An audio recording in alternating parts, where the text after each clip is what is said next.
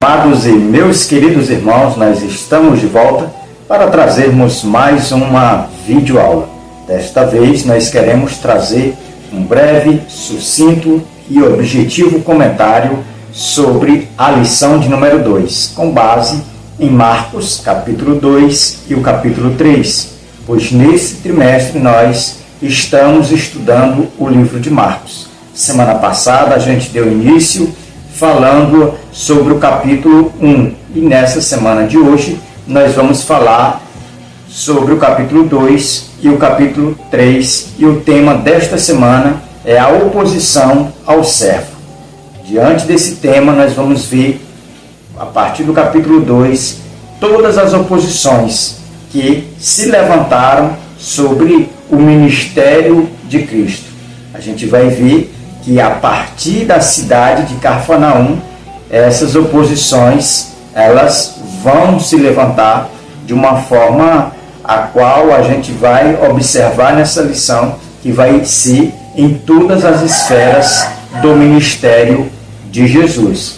A gente vai observar que as oposições elas vieram como consequência da grande popularidade que Jesus alcançou em um curto prazo de tempo, de acordo com o evangelho aqui de Marcos. Pois a gente comentou na semana passada que o evangelho de Marcos é um evangelho apressado, é muito corrido.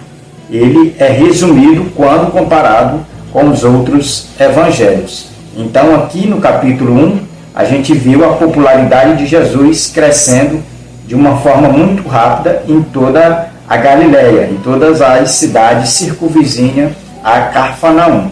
E a gente viu que o que impulsionou mais essa popularidade foi o milagre que antecede aqui o capítulo 2, que foi a cura daquele leproso, a tal ponto de Jesus não poder nem entrar na cidade de Cafarnaum. E a gente vai ver que aqui no capítulo 2 vai iniciar Jesus entrando na sua casa, pois era uma casa da qual o proprietário era Pedro, mas ela estava emprestada, ou tinha sido doada para Jesus morar ali, pois a primeira morada de Jesus, onde Jesus crescera, era em Nazaré, cerca de 36 a 32 quilômetros aí de distância de Cafarnaum. Cafarnaum era ali uma cidade bem localizada geograficamente, aonde era uma porta de entrada, tanto para a questão do mar da Galileia, como também para as outras cidades que utilizavam aquela rota como uma rota de mercadores. Então Jesus ele vai estar morando ali na cidade de Cafarnaum, nesta casa, e é a partir dessa casa que a gente vai iniciar essa aula falando sobre essas oposições, porque a gente vai ver a oposição aqui em três aspectos. O primeiro aspecto vai ser em um aspecto que a gente até costuma dizer que foi sigiloso, que foi aí uma oposição ainda que mascarada, mas já era oposição, que vai ser quando Jesus vai curar aquele homem que vai ser levado à sua casa pelos seus 4 amigos, vão descer por cima do teto, porque pela porta não podia entrar, e nem tampouco pela janela. Então a gente vai examinar isso nesta lição. Mas antes de adentrarmos aqui a esses assuntos sobre a lição, nós precisamos apresentar os nossos objetivos. E antes de apresentar os objetivos, eu quero agradecer a todos os irmãos que faz parte do nosso grupo de estudo da revista da PEC. É um grupo no WhatsApp, onde muitas pessoas de toda a nossa nação, eles estão ali reunidos, e ali contribuindo para o crescimento e elevo espiritual de professores, de alunos, superintendentes, que é a grande maioria do grupo, e a gente tem visto muita gente ali ajudando uns aos outros, e o crescimento ali a gente vê que vem de Deus. Quero também agradecer de uma forma especial um dos nossos irmãos que tem contribuído, ou que contribuiu diretamente para a gravação desse vídeo, pois ele fez uma doação para aqui o nosso canal, né, que foi do material que ele disponibilizou para a gente fazer uso aqui nessa videoaula. Que Deus abençoe esse irmão que tem contribuído. Vamos também aqui agradecer, né, a todos os irmãos que sempre acessam ou estudam por intermédio dessa ferramenta, dessa videoaula, no decorrer da semana. Sempre deixa o seu like, sempre deixa ali um comentário, sempre compartilha nos grupos locais das igrejas, e isso tem feito a gente chegar mais longe. Mas essa semana eu quero fazer ou lançar um desafio para aqueles que fazem uso dessa ferramenta, para que a gente chegue aí aos 100 likes, né? Pois a gente precisa chegar mais adiante. Então, quanto mais like você der, mais adiante a gente chega, a gente é impulsionado aí por essa plataforma que é o YouTube. Então, eu te convido a fazer parte, né, dos 100 likes nessa videoaula. Então, o primeiro objetivo é proclamar o Evangelho e dar testemunho da nossa transformação.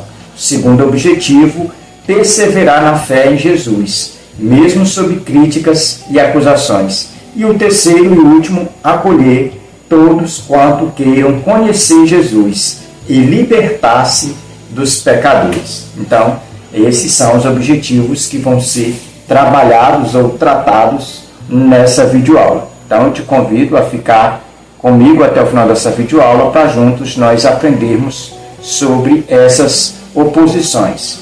Então, a gente precisa destacar aqui que a nossa introdução ela vai falar que essas oposições que vão acontecer e que nós vamos discorrer nessa videoaula é consequência, né, da grande popularidade de Jesus. Então a gente vai ver essas oposições em três aspectos. A gente vai ver em um aspecto silencioso, que vai ser aqui no capítulo 2, do versículo 1 ao 12, é onde vai relatar para nós em detalhes a história desse homem que vai ser curado, né, por Jesus. E Jesus ele vai perdoar os pecados deste homem, e é por isso que as pessoas vão criar nessa oposição silenciosa, porque eles vão julgar que Jesus é um impostor, que Jesus está blasfemando, porque Jesus não é Deus para perdoar pecados. Então essa vai ser, ou é o vetor que vai fazer com que essa oposição ela vai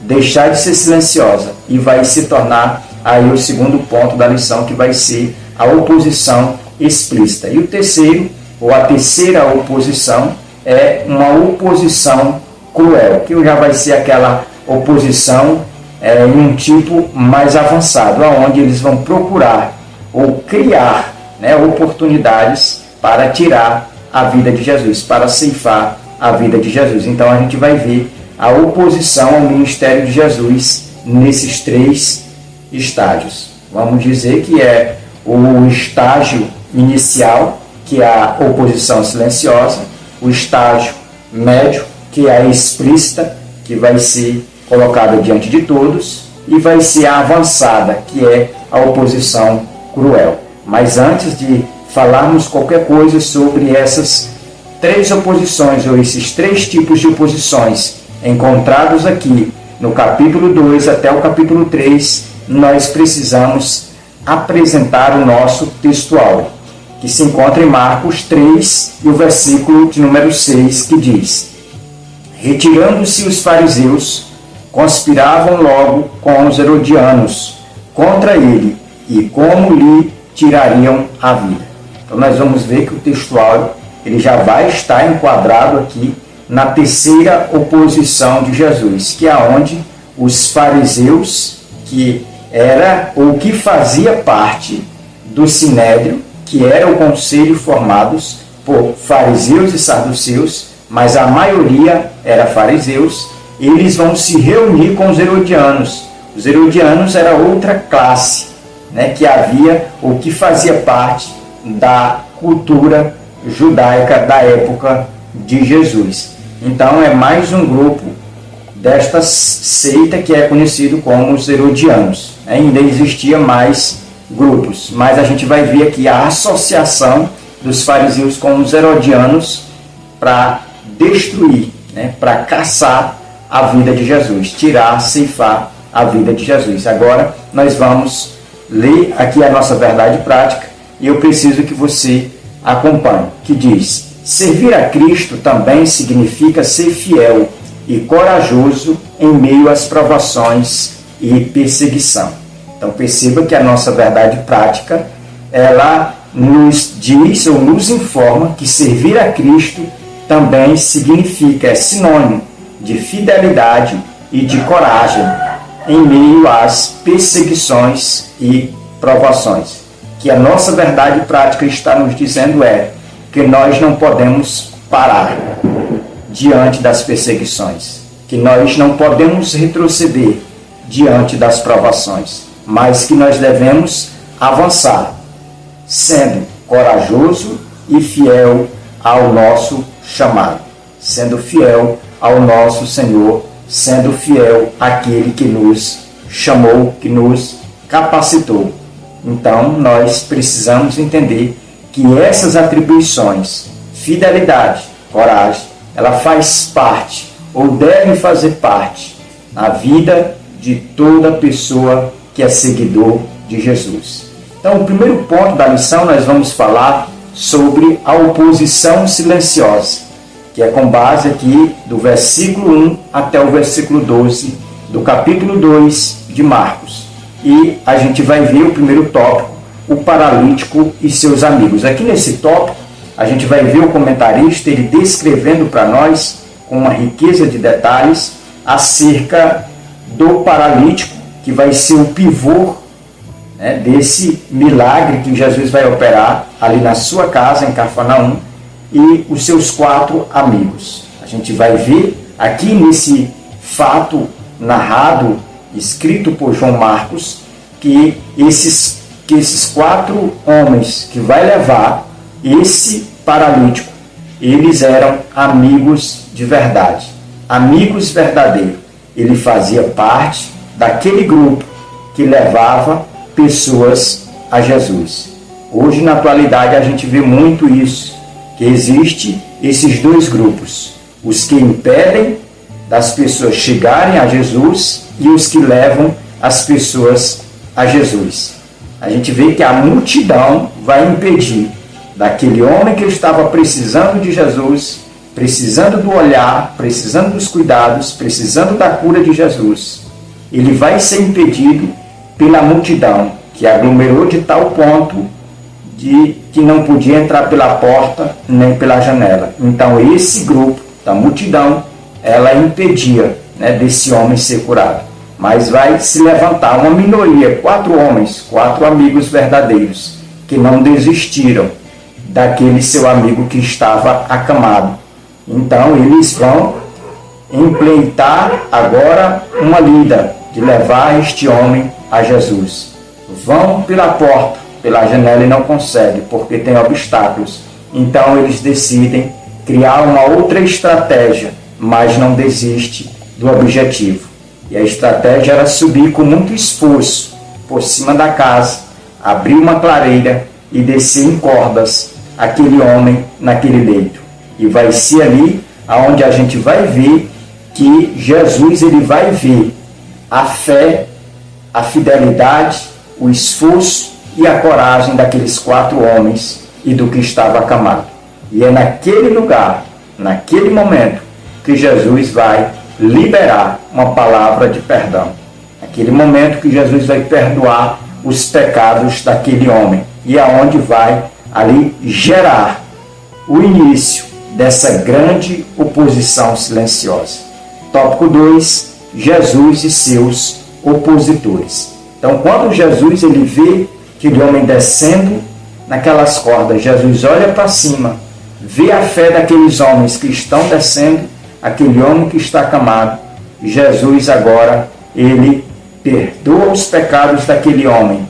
E ele agora diz para aquele homem pegar a sua cama, a sua maca, e levar para a sua casa, e ir embora para que servisse de testemunho. E ali, alguns dos que ali estão, escribas e fariseus, vão começar a reclamar, a fazer uma reclamação interna dentro de si, e cochichando entre uns aos outros, dizendo: quem este homem pensa que é para perdoar pecados? Só Deus pode perdoar pecados. E essa crítica deles, na verdade, não estava errada, estava certa. É só Deus quem perdoa pecados. Mas eles não se davam conta que estava diante de Deus. Eles não viram Jesus como Deus, apenas como um simples homem, apenas como um simples mestre, apenas como um simples galileu ali, um grande rabi que andava fazendo milagres e maravilhas. Não viram ele como Deus, mas eles estavam diante de Deus. Então os opositores do reino de Deus, eles vão sempre se levantar, sempre que Jesus curar, que Jesus libertar, que Jesus manifestar sua graça, sempre vai ter opositores. Da mesma forma é nos nossos dias atuais. Sempre que Jesus usar alguém para realizar um determinado milagre, uma determinada cura, sempre vai ter aqueles opositores.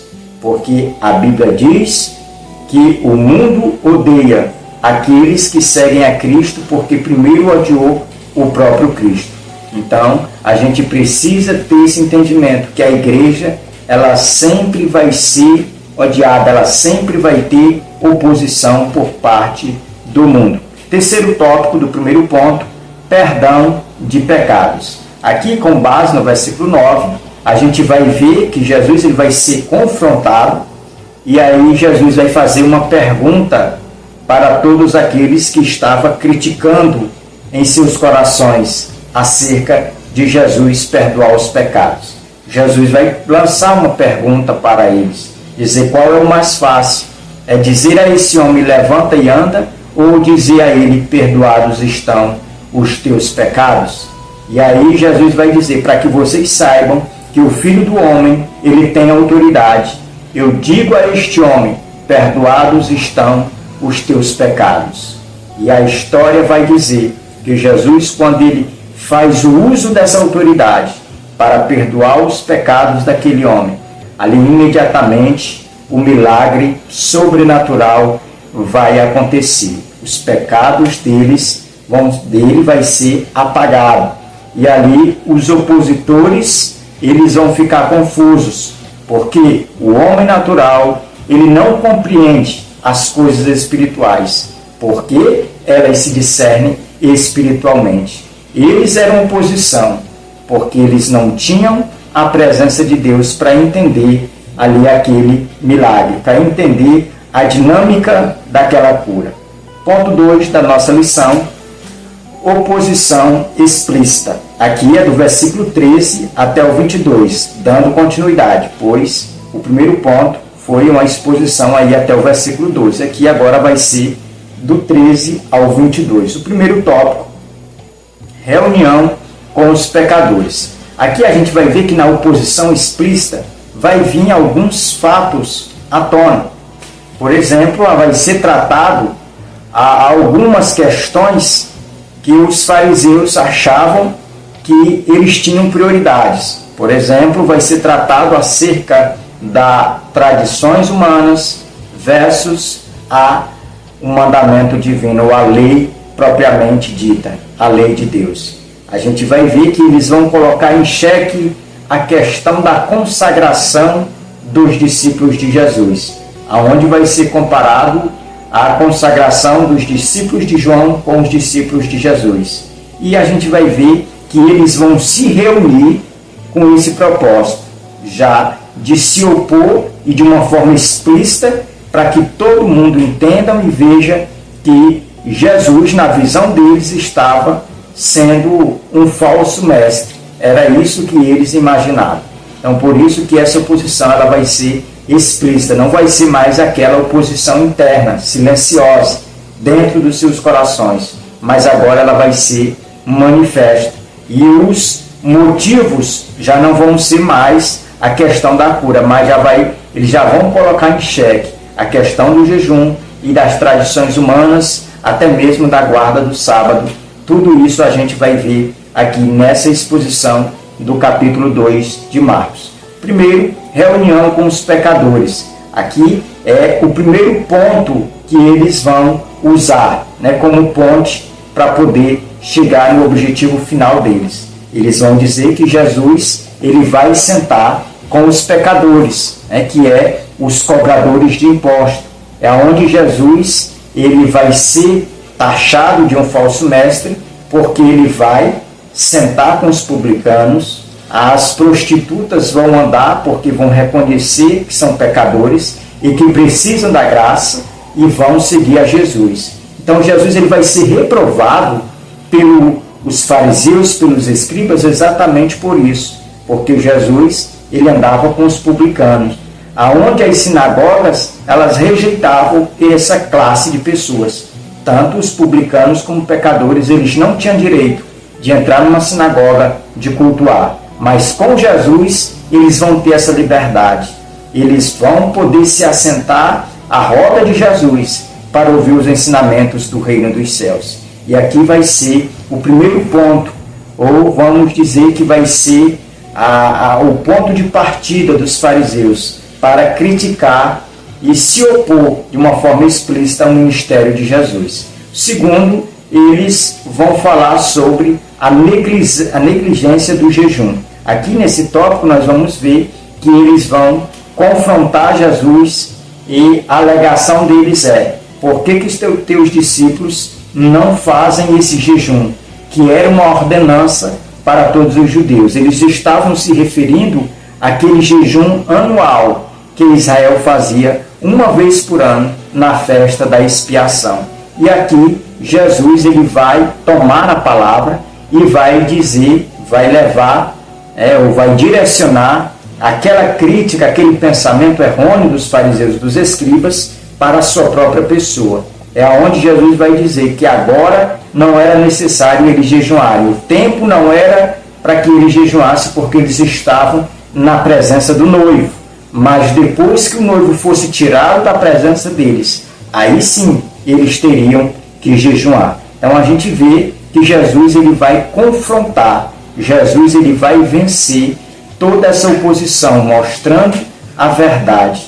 E os escribas, como tinham um coração duro, uma cerviz dura, eles não cederam aos ensinamentos de Jesus. Por isso é que Jesus ele vai se direcionar aos seus discípulos, porque os discípulos, sim, eles abriam o coração, e a multidão também às vezes abriu o coração, diferentemente aqui dos fariseus e dos escribas. E por último, aqui nosso último tópico, do segundo ponto, nós vamos falar sobre as velhas tradições. É aqui onde a gente vai ver que a lei de Moisés, ela foi dada a Moisés e ela tinha uma essência, uma origem.